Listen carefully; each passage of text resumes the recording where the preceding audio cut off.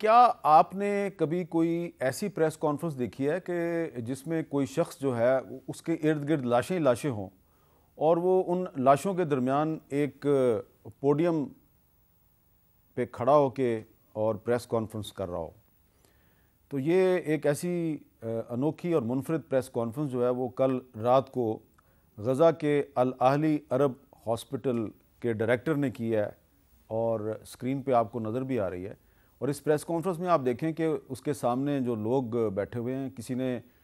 اپنے بازوؤں میں بچے کی لاش اٹھا رکھی ہے، کوئی اپنے کسی عزیز کی لاش کے سرانے بیٹھا ہے، اور وہ ڈائریکٹر صاحب یہ بتا رہے ہیں جی کہ یہ جو ہمارے ہاسپٹل پہ میزائل اٹیک ہوا ہے، اس سے کچھ گھنٹے پہلے ہمیں اسرائیلی حکومت کی طرف سے باقاعدہ یہ تھریٹ کیا گیا تھا کہ آپ نے ہماری وارننگ کے باوجود ابھی تک اس ہاسپٹل کو خالی کیوں نہیں کیا اور یہاں پہ ابھی تک آپ کیوں بیٹھے ہوئے ہیں، اس کے نتائج آپ کو بھگتنے پڑیں گے۔ اور اس کے بعد یہ حملہ ہو گیا اور اسرائیلی حکومت کہہ رہی ہے جی یہ تو حملہ جو ہے یہ اسلامک جہاد نے کیا ہے۔ تو اب یہ جو صورتحال ہے پوری دنیا میں اس پر مذمت کا سلسلہ جاری ہے،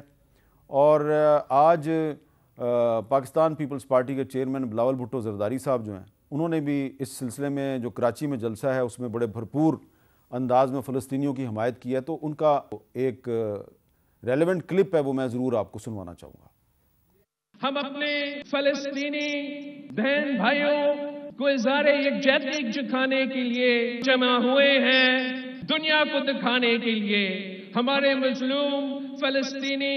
بہن بھائیوں کو دکھانے کے لیے کہ آپ اکیلا نہیں ہو، یہ کراچی کے عوام آپ کے ساتھ کھڑے ہیں، آپ آج بھی اکیلے نہیں ہیں، آپ کل بھی اکیلے نہیں ہیں، جب تک پاکستان ہے تب تک فلسطین کے عوام اکیلے نہیں ہو سکتے۔ بلاول صاحب نے اپنی تقریر میں کچھ سیاسی باتیں بھی کی، لیکن ان سیاسی باتوں پہ ہم بعد میں بات کریں گے، کیونکہ اس وقت جو غزہ میں جو اس وقت موت کا رقص جاری ہے اس پہ بات کرنا زیادہ ضروری ہے۔ اور اس سلسلے میں آپ کو یہ بھی بات جو ہے اس پہ غور کرنا چاہیے کہ ایک طرف پاکستان کے عوام فلسطینیوں کے ساتھ یکجہتی کا اظہار کر رہے ہیں، دوسری طرف ہمسایہ ملک بھارت میں جو ہندو انتہا پسند تنظیمیں ہیں وہ اسرائیل کو شاباش دے رہی ہیں، بلکہ پیشکش کر رہی ہیں کہ آپ ہمیں اسرائیل بلائیں، ہم آپ کے ساتھ مل کے مسلمانوں کو ماریں گے۔ تو یہ صاحب کہہ رہے ہیں کہ ہم 1000 رضاکاروں کے ساتھ اسرائیل آنے کے لیے تیار ہیں، اور بغیر کسی پیسے کے تنخواہ کے ہم آپ کے ساتھ مل کے فلسطینیوں کے خلاف جنگ میں حصہ بھی لینے کے لیے تیار ہیں۔ تو یہ صورتحال ہے۔ اس صورتحال میں ایک سوال بڑا اہم ہے کہ اس وقت پاکستان میں تمام جو الیکٹڈ اسمبلیاں ہیں وہ ڈیزالو ہو چکی ہیں، صرف سینٹ آف پاکستان جو ہے وہ موجود ہے۔ سینٹ کا اجلاس کیوں نہیں ہو رہا؟ اس سلسلے میں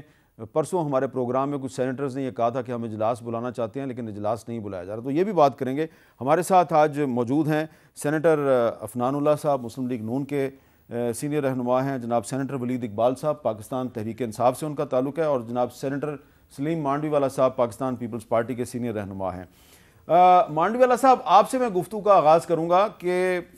کیا یہ بات درست ہے کہ پاکستان پیپلز پارٹی کی طرف سے ایک ریکوزیشن دی گئی ہے فلسطین پہ سینٹ کا اجلاس بلانے کے لیے، تو ابھی تک سینٹ کا اجلاس کیوں نہیں بلایا جا سکا؟ میر صاحب، یہ ایک بڑی افسوسناک کہانی ہے۔